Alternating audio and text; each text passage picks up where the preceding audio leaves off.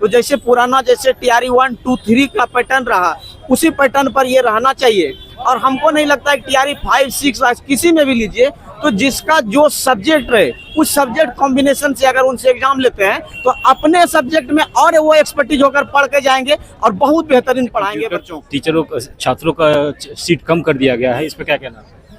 ये देखिए, बिहार का दुर्भाग्य है कि माननीय निवर्तमान मुख्यमंत्री श्री नीतीश कुमार जी ने अपने से ट्वीट किया, फेसबुक पर भी डाला कि 26,000 कंप्यूटर टीचर की बहाली होने वाली है और जिसका क्वालिफिकेशन की लगभग जो PGDCA किए हुए हैं उनके लिए हो जाएगा।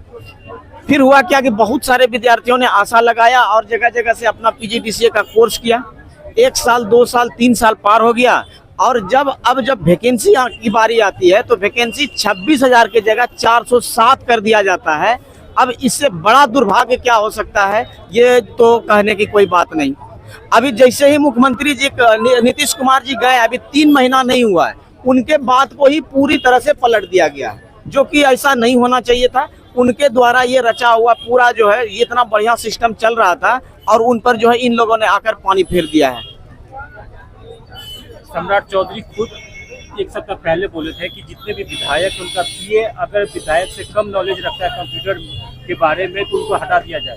दूसरा देखिए, सम्राट चौधरी जी के बारे में कोई कुछ बोले, हम समझते हैं ये ऐसे मुख्यमंत्री बिहार में हैं जो सबसे ज्यादा सेंसिटिव रहते हैं, हर एक मुद्दों को उन पर जो है पूरा नजर रहता है। अब पता नहीं टीचर वाले मुद्दे पर क्यों वो इतना खामोश अभी तक कुछ नहीं बोले हैं, जबकि उनका ही हाल का ही एक जगह का भाषण है कि हम पूरे बिहार में कंप्यूटर लैब बनाएंगे, AI आधारित पढ़ाई कराएंगे और जगह जगह पर जहां पर भी डिजिटल क्लासरूम का जरूरत होगा वहां डिजिटल क्लासरूम चलाएंगे। लेकिन हम पूछना चाहते हैं मुख्यमंत्री जी, अगर कंप्यूटर का टीचर ही नहीं रहेगा तो कौन पढ़ाएगा? और आप जो PT लाए हैं, PT में अब कंप्यूटर वाले टीचर है, उनको कोडिंग पढ़ना है, कोडिंग पढ़ाना है बच्चों को, प्रोग्रामिंग पढ़ाना है, कंप्यूटर के बारे में पढ़ाना है और आप उनको कह रहे हैं कि बाबर अकबर हुमायूं को रट के आओ।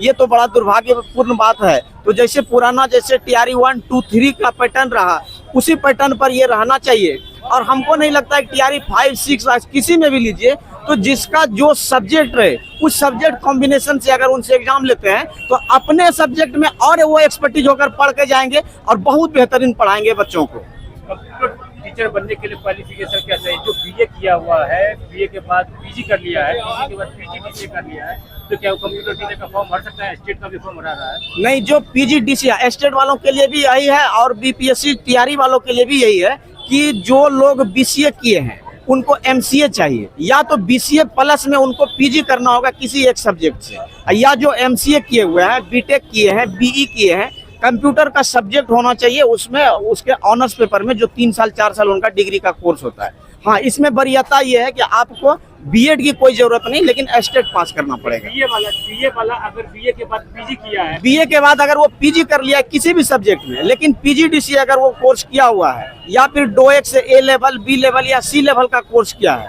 तो भी वो मान्य है, तभी फॉर्म भर सकते हैं। तभी वो फॉर्म भर सकते हैं।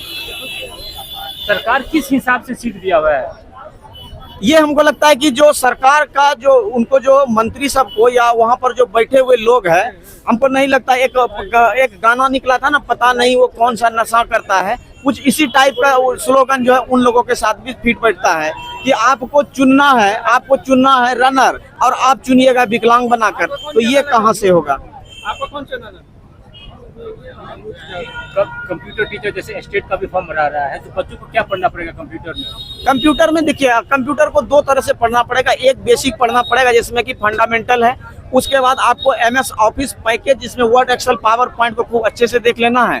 उधर फिर एडवांस सेक्शन में जब आप जाते हैं, नंबर सिस्टम है, बुलियन है, और उसके बाद आपको डाटा स्ट्रक्चर है, एल्गोरिदम है, आपको SAD पढ़ना है पूरा, और नया 2 चैप्टर उसमें एक जोड़ा हुआ है, ई-कॉमर्स जोड़ा हुआ है, आपको मल्टीमीडिया के साथ साथ पढ़ना है, C++, जावा, इन सभी को भी आपको खूब बढ़िया से पढ़ना होगा। इसमें HTML, CSS, जावास्क्रिप्ट, jQuery भी पढ़ना पड़ेगा। हाँ, सारा चीज पढ़ना पड़ेगा।